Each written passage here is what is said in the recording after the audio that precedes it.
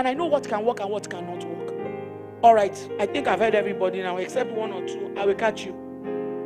You at the back, I will catch you. I promise you. IJ. IK, thank you. IK, talk, Jerry. Your relationship is your personal decision. I agree. Your relationship is your personal decision. It's not a we. One of the things my husband exacted my life from is us, our wife. I'm not our wife. Oh. My husband did not hand me over into any. I'm his wife. And he has protected me seriously for 22 years. I'm not the kind of person any brother-in-law, sister-in-law can harass. My husband will take it as a personal battle. You see, these were my own checklists.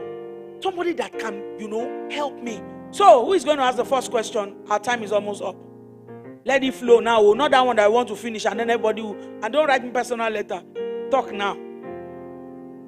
Okay, if you want it written down. Okay, if you are shy, you love a guy, and then what? Or she's fat. What are your questions? Yes, awesome. If this your sweater could size me, it's gone. Thank you very much, ma. Okay, my name is Christopher. If you're in Kilishi. Your name is Kilishi. I like that too. My name is Chicken. Yes. Thank you, ma. Okay, I want to ask a question. Is have a realistic checklist before love starts. I discovered these days, I don't know, that is because of we're in a digital age now.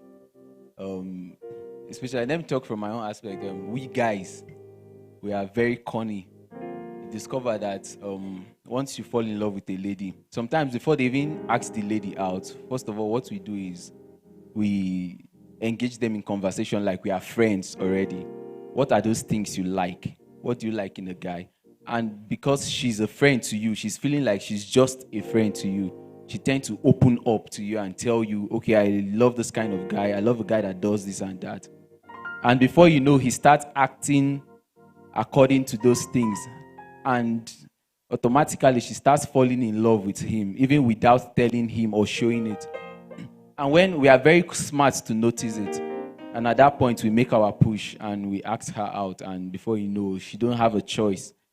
She just fall in love with you. Now, as a lady now, how do you tend to know if he's real or not? For you to know if he's acting it or that is who he is. Awesome. Good question. True character is like smoke. You can't hide it for a long time. If there's smoke in this room, give it time. It will show. And that's the same for either the genuine character or a bad character. And that's why we always encourage people to date for a long time. For me, the standard before you marry anybody is 1 year of dating. In 1 year, the person may not reveal everything, but they would have revealed enough for you to know whether you've made your decision or not, or whether you made the right decision or not.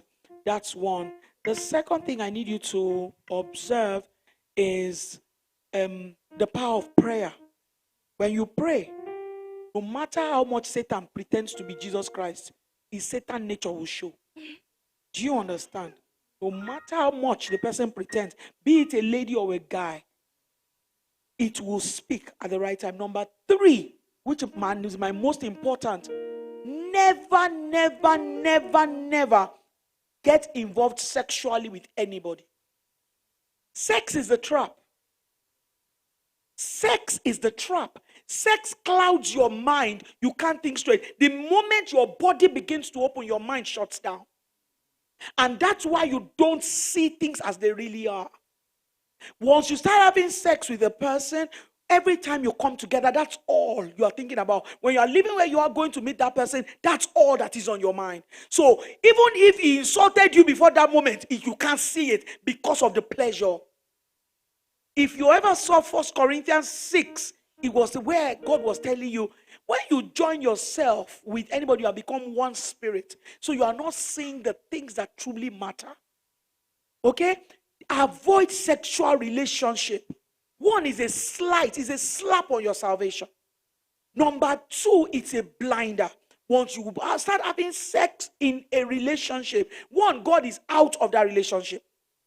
God is out of it. You have taken, you have the keys, you have the wheel, you are driving, and you can drive yourself into destruction.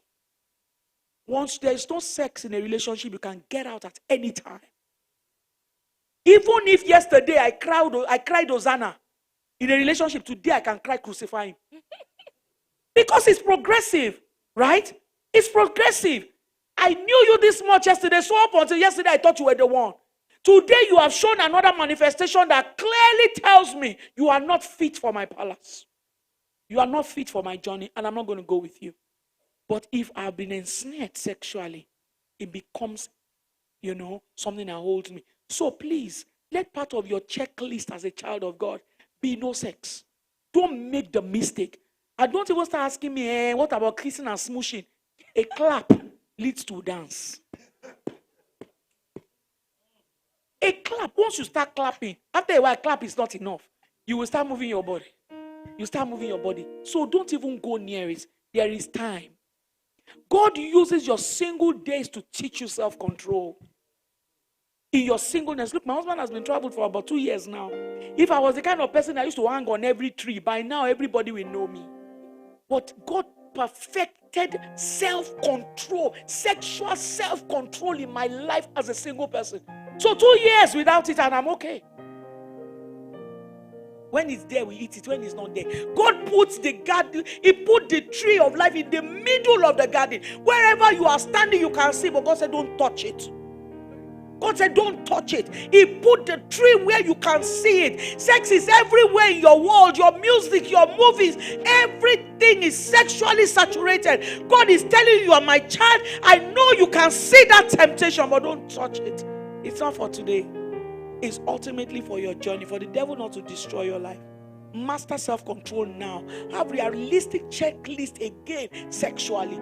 Before you converse with me about sex, me, I talk first. That's the power of being a talker. When a guy is beginning to like me, I will tell you I'm liking you too, but we'll never have sex. I say, what are you talking about? Have I even said it? I'm saying before you say it. Let me tell you what can never happen. My breasts are not for touching. I know I'm a pack of breasts. As soon as you see me, the most conspicuous part of my life is breast. So you can start telling yourself, oh, breast. It's not breast. It's Jesus' breast. They are not for touching. I'm telling you, this was it throughout university.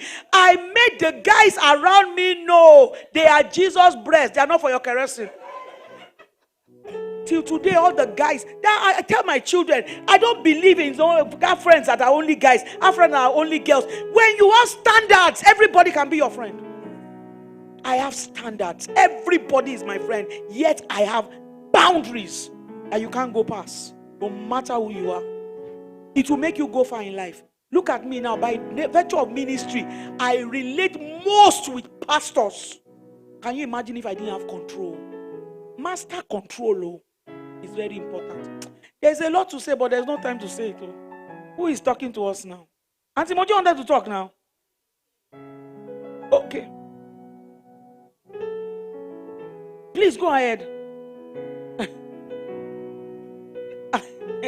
Okay, you talked about smoke attitude, and it will reveal later. So I have a personal experience that sometimes I would share and would laugh over it. So there was this guy, one of my what's that thing called? Act of service. Love language is act of service. Like, if you can do things for me, and I know it's sacrificial, I'm beginning to like you. So I met this guy, and then in the church I used to attend, we used to have 5:30 morning prayers. He used to stay in Lokogoma. I was staying in legislative quarters. He would drive from not Lokogoma. He would drive 5:30, and I don't go late. He would drive from his house, come and pick me, take me to church, wait for me, take me to work. And I have to be at work before 7. I used to work in the Samaritan. bank. What an act of service. And this was how we started. From like maybe day 2, I met him. He came to the bank, I met him. Oh, maybe the next week I said, I told him about church. Maybe I was even inviting him. I was like, I can even drop you. You don't have to drive that early. Because I told him about parking space. And he's like, yeah, and what again? This is